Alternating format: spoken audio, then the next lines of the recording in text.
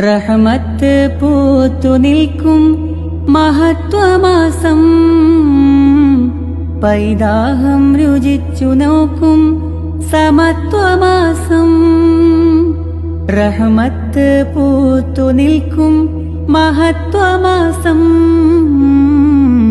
പൈതാഹം രുചിച്ചു നോക്കും സമത്വമാസം. ലൈലത്തുൽ ഖദ്റാലേ തിളങ്ങുന്ന മാസം, സീനത്ത് ബദറിന്റെ ഒളിവുള്ള മാസം, പോരിശയേറും റമളാൻ മാസം, ഖുർആനിറങ്ങിയ മാസം, കനിവാൽ നിറഞ്ഞ മാസം, അഴകാൽ വിരിഞ്ഞ മാസം, റമളാൻ വിശേഷമാസം.